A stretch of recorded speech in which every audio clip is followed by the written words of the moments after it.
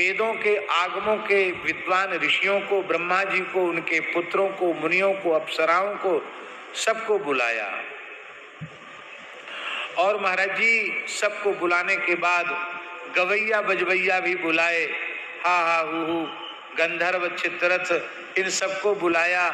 बीणा, मुर्ज, मृदंग आदि वाद्य बजने लगे और संपूर्ण औषधियों से राज्याभिषेक की पूरी सामग्री मंगाई, संपूर्ण तीर्थों का जल मंगाया, 5 कलश मंगाए और शंकर जी ने उच्च स्वर से वेद मंत्रों का घोष कराया। और वैकुंठ धाम से भगवान राम जी बता रहे हैं, मुझे बुलाकर शुभ मुहूर्त में सिंहासन पर बिठा करके उन्होंने मुकुट बांध करके ब्रह्मांड मंडप में मेरा अभिषेक स्वयं अपने हाथ से किया है। ये राम जी बता रहे हैं और दूसरों को वो नहीं देते। और सबके सामने मेरा पूजन करके, ये राम जी बता रहे हैं सती जी को, सबके सामने मेरा अभिषेक करके, मेरा पूजन करके शंकर जी ने कहा, महेश उवाच अतः प्रवृत्ति लोकेश मन्य दिशा दयम हरि मम वंद्य स्वयं विष्णुर्जाता सर्वश्रृणोति। आज से यह लोकेश मेरी आज्ञा के अनुसार मैंने स्वयं इनको पद पर बिठाया है, इसलिए आज से यह मेरे वंदनीय हो गए। जब मेरे वंदनीय हो गए तो कौन सा ऐसा देवी देवता है जो इन्हें प्रणाम न करे, जो इनका वंदन न करे, जो इनकी महिमा को स्वीकार न करे। आज से वेद मेरा और इनका दोनों, ऐसा भगवान शिव ने अपनी वाणी से कहा।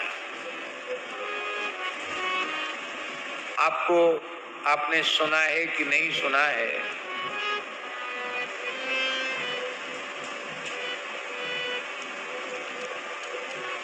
अब हम क्या कहें आपसे। हमारे पूज्य गुरुदेव पहाड़ी बाबा महाराज, जिनसे हमें विरक्त वेश मिला, जिस दिन विरक्त वेश मिला उसी दिन उन्होंने खाक चौक में महंत पद पर हमको बिठाया, पहाड़ी बाबा की गद्दी पर। चतुर संप्रदाय के विरक्त संत महात्मा अनी अखाड़े के सब थे और महाराज जी ने चादर उड़ाया, माला पहनाई, तिलक किया। और महाराज जी कभी झुकते थे किसी को? महाराज जी गंगादास पहाड़ी बाबा को कभी किसी के सामने झुकते देखा? महाराज जी कभी नहीं झुकते थे और हाथ जोड़ लेते थे। पर हमें खूब ध्यान है, चादर उड़ा के, माला पहना के, तिलक लगा के महाराज जी ने ऐसे दंडोत किए। अब वो झुके उसके पहले ही तो हम चरणों में मस्तक रख दिया, बैठे रहो, चुपचाप बैठ। मेरे मन में बात कौन थी, तो हमने उनसे पूछा, महाराज जी आप नाराज नहीं हो? बोले नहीं, बोलो क्या बात है, कि आपने ऐसा क्यों? बोले अरे भाई तुम्हें पता नहीं है, तुम पोथी के पंडित हो लेकिन अभी परंपरा को नहीं समझते हो। हमने तुमको अपने गुरु महाराज की गद्दी पर बिठाया, अपने दादा गुरु की गद्दी पर बिठाया, तो मैं ही आदर नहीं करूंगा तो दूसरा कौन आदर करेगा?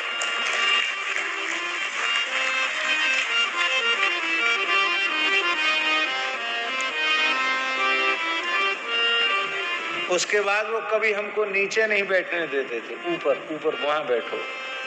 हमारे बगल में कोई बड़ा भी आके बैठ जाता तो बहुत बिगड़ते थे, उनके बगल में बैठ के नीचे बैठो, अलग बैठो। उनके समय में खाक चौक में कुर्सी तो थी नहीं, कुर्सी नहीं थी पूरे खाक चौक में, एक आराम कुर्सी थी महाराज जी की बस। उनके सामने किसकी हिम्मत थी जो कुर्सी पे बैठ जाए?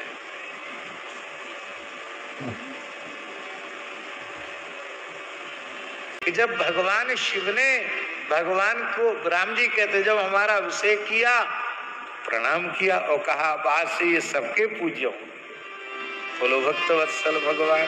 इस उदाहरण को देकर हमने समझाया ये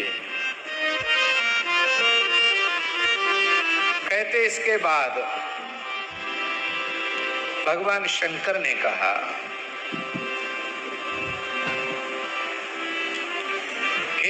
हे विष्णु, मैं तुम्हें मोक्ष का अधिकार देता हूं। तद भक्तानां मया विष्णु देयम निर्वाणम उत्तमम। तुम मोक्ष के दाता होगे और आप मेरी माया को भी ग्रहण करें, जिसको जीतना देवताओं के लिए कठिन है।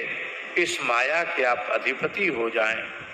और देखो, आप तो मेरी बाईं भुजा हैं, विधाता मेरी दाहिनी भुजा हैं, ये पालक होंगे। और देखो,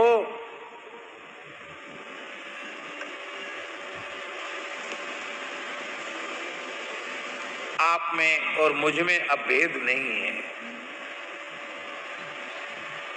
मेरा नाम, मेरा रूप, मेरी लीलाएं जैसे संपूर्ण जीव जगत का कल्याण करने वाली हैं, ऐसे ही हे नारायण, हे प्रभु, हे श्री राम, आपका नाम के कारण ये गोलोक विख्यात होगा। शंकर जी ने कहा। अब इसमें एक बात बड़ी विचित्र लिखी है, गोलोक के प्रधान ग्वारिया भी राम जी हैं शिव पुराण के अनुसार। तो वहां कृष्ण रूप में गोप वेश में राम जी ही विराजते हैं। ये राम कृष्ण की एकता का वर्णन है। और ये तदा प्रवृत्ति लक्ष्मीसो गोप वेशो भवत तदा, भगवान गोप वेश में हो गए। और अयासी तत्र सुप्रीत्या गोप गोपी गवाम पति, गोप गोपी गायों के स्वामी भगवान हो गए। तो कहते भगवान ने खुद हमको प्रतिष्ठित किया है सती जी, और हमको सम्मान दिया, हमको वरदान दिया है, इसलिए वो बड़े हैं, वो प्रणाम करें, चाहे आशीर्वाद दें, सब ठीक है उनके लिए। जो कुछ करो तुम्हें सब छाजा, प्रभु समर्थ कौशलपुर राजा। उनकी स्थापना की। तो इनका नाम क्या होगा? बोले इनका नाम होगा श्री रामनाथ स्वामी रामेश्वर भगवान। बोले अच्छा, बोलो रामेश्वर महादेव की जय। ऋषियों ने पूछा, महाराज आपने नाम का नामकरण तो कर दिया, पर नाम का अर्थ नहीं बताया, नाम का अर्थ और थोड़ा बता दीजिए। राम जी बोले, कहां से? रामस्य ईश्वरः रामेश्वरः, जो राम के ईश्वर हैं, श्री राम के आराध्य